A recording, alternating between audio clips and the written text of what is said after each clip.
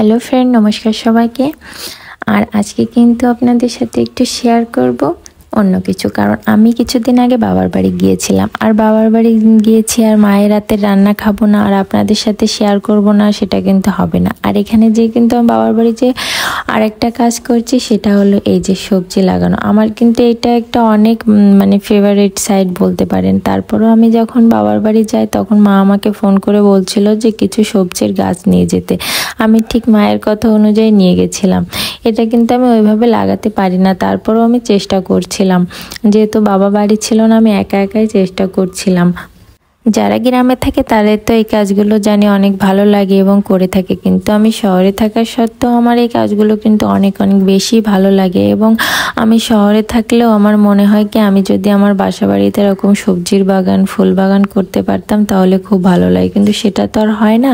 এই জন্য আজকে আমি বাবার বাড়িতে এই সবজির বাগান করছিলাম। আর এখানে কিন্তু অনেক জল উঠছিল একদম মাজা অবধি, এই জন্য জলটা শুকিয়ে গেছে, এই জন্য এখনো উঠানে এইভাবে কাদা আছে। এর ভিতর কিন্তু আমার বাবা চলে আসছিল দোকান থেকে। তারপর আমার বাবা আমাকে হেল্প করছিল, কারণ অনেক গাছ নিয়েছিলাম তো একা একা ওইভাবে সব লাগিয়ে শেষ করতে পারছিলাম না, তাই আমাকে বাবাও হেল্প করছিল।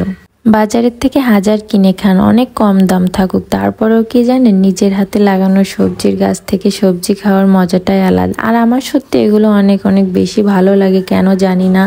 আমার এগুলো সবসময় মনে হয় আমি পশু পাখি অনেক পালন করি, পাখি অনেক গাছ লাগাই, এমনটা সারাক্ষণ মনের ভিতরে এইসব ঘোরে। আর আমি কিন্তু যে আমার বাসায় কিন্তু অনেক ফুল গাছ রয়েছে, হয়তো বা গ্রামের বাড়িতে মানুষের এত বড় একটা বাগান থাকে না, যত বড় বাগান আমার বাসায় আছে। এর জন্য কিন্তু অনেকে আমাকে অনেক কথা বলে যে বাসা বাড়িতে এত ঝামেলা করার কি দরকার, এগুলো বাসা পাল্টানোর সময় সমস্যা হয়। কিন্তু আমার কাছে না সত্যি খুব খুব ভালো লাগে, এই জন্য আমি করি। কষ্ট হয় হোক, কিন্তু শখ তো পূরণ করতে পারি। এই জন্য এই পাশেও কিন্তু আমি লাগিয়েছি, এখানে কিন্তু কপির চারা লাগিয়েছি আর টমেটোর চারা।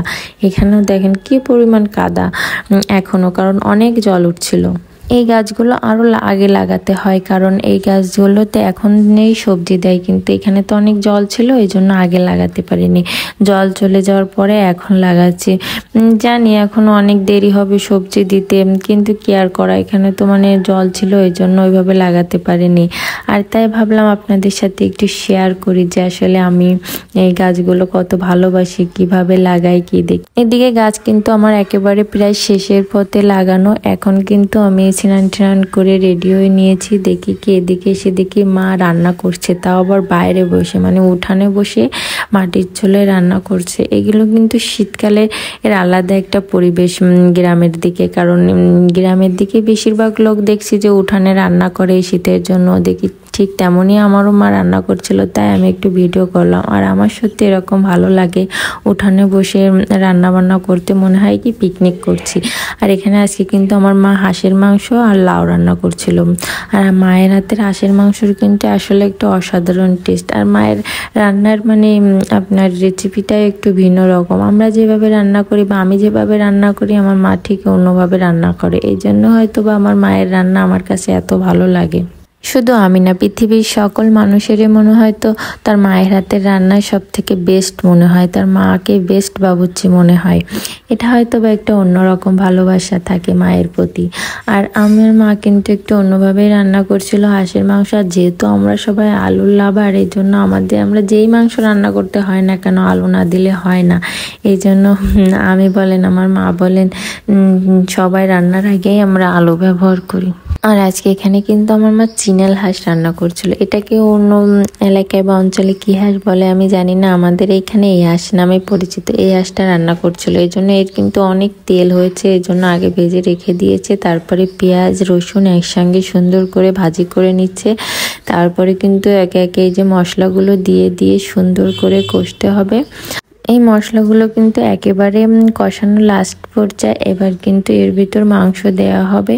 আর মাংসগুলো কিন্তু যেহেতু হাঁসের মাংস, সুন্দর করে আগে কষাতে হবে। আর দেখেন আমার মা কিন্তু আগেই বলেছে একটু অন্যরকম রান্না করে, এখনও ঝাল তারপর হলুদ টলুদ কিছুই দেয়নি। আগে মাংসটাকে সুন্দর করে ভাজি করে নেবে, তারপরে ঝাল দিবে। আমার আর আমার ভাইয়ের কিন্তু একটি খারাপ দিক আছে, সেটা খারাপ কি ভালো দিক বলতে পারি না। বাড়িতে মাংস রান্না হলে বা আমাদের কিন্তু কষানো মাংস খেতেই হবে, তাই কিন্তু আমরা বাড়িতে যেই মাংস রান্না হয় দেখি আমরা কিন্তু কষানো মাংস খাওয়ার জন্য যে বসে থাকি যে কখন মাংস কষানোটা হবে আর আমাদের 2 পিস দেবে। এটা কিন্তু আমি আর আমার ভাই অনেক সময় মারামারিও লাগাই যে মাংস খাওয়ার জন্য, ওরে হয়তো বা 2 পিস বেশি দিল কি আমার একটু কম দিল, এই নিয়ে আমাদের মারামারি লেগে যায়। আসলে ভাই বোন থাকলে হয়তো এগুলো হয়। মাঝে মাঝে খারাপ লাগে যে তুই যদি না থাকতিস সব আমি খেতে পারতাম, আর মাঝে মাঝে এমনও হয় যে না ভালো হয়েছে, ভাই না থাকলে আমি কই যেতাম, আমার তো বাবার বাড়ি থাকতো না। তারপরে দেখেন একেবারে আমাদের কিন্তু রান্না প্রায় শেষের পথে, আর আমার বাবা কিন্তু একটু বাজারে গেছিল, এই যে চলে আসছে। এবার কিন্তু আমরা একসাথে বসে সবাই খাওয়া দাওয়া করব। ধন্যবাদ সবাইকে আমার এই ভিডিওটা দেখার জন্য।